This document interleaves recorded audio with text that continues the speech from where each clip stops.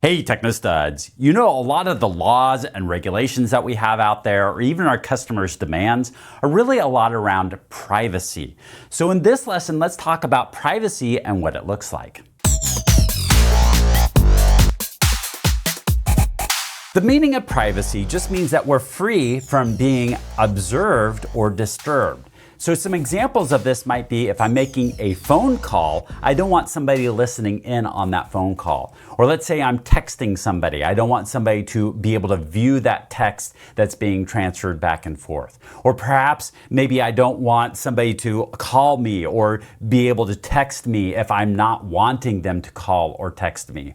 Or email me if I've never requested an email from a specific person. Think about like a lot of junk mail will fall under this.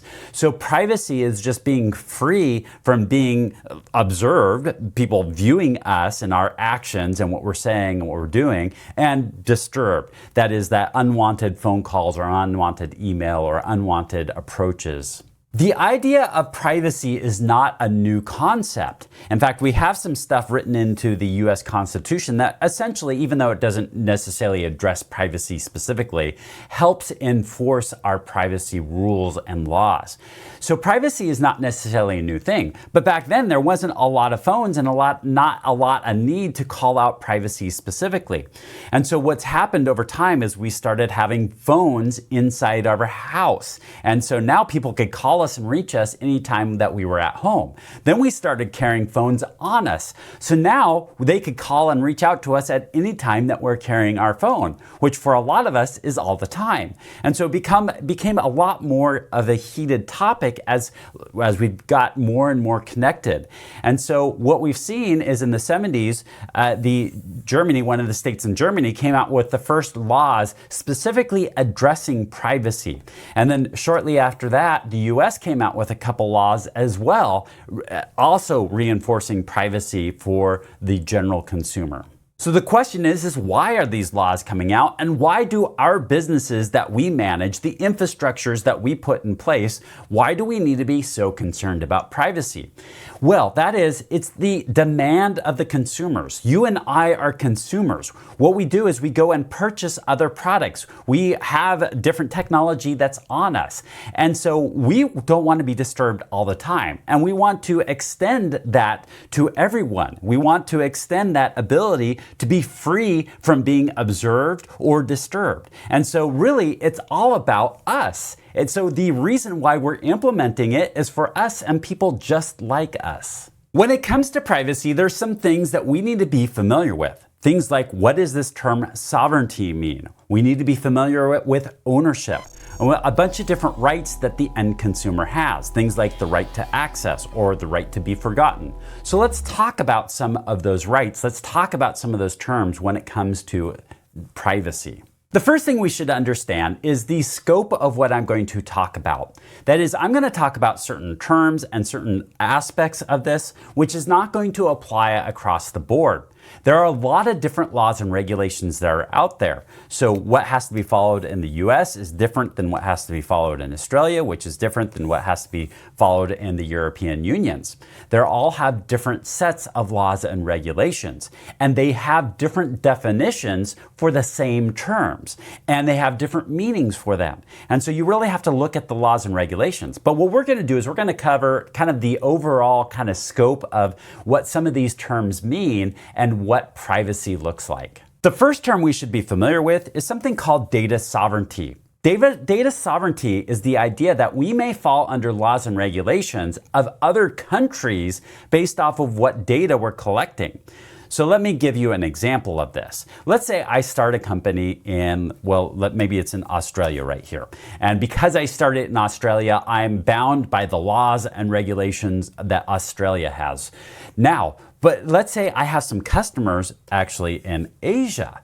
Well, now, because I have customers in Asia and I'm collecting data from those customers, now that data has a different set of laws and regulations that are applied to it, that I have to follow the laws and regulations when it comes to that data from wherever it's collected from.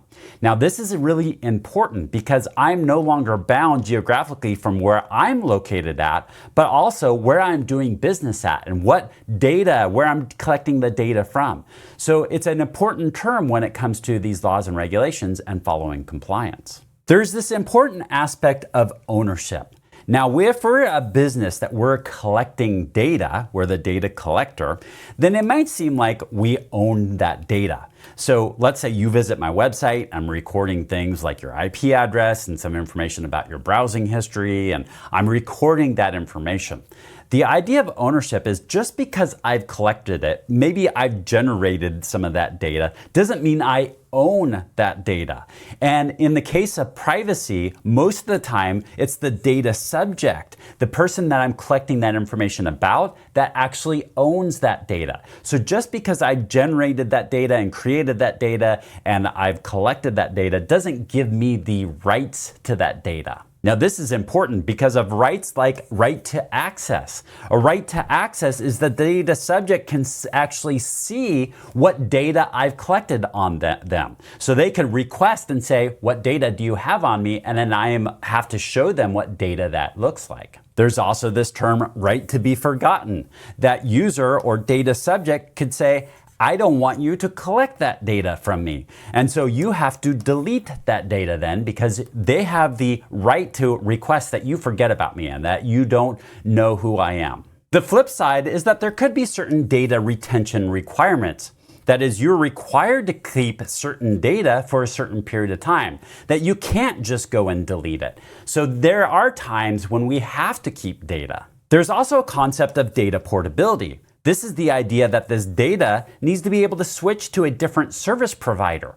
And so an example of this is maybe the data subject doesn't want to go with your company anymore or a single company anymore, whoever's collecting this data, that information then can be transferred or moved to other companies. Many of these laws and regulations also address non-discrimination. That is, you can't use this data to discriminate against somebody. Another thing that's common is a data breach. That is, a company or data collector gets broken into and that information gets stolen.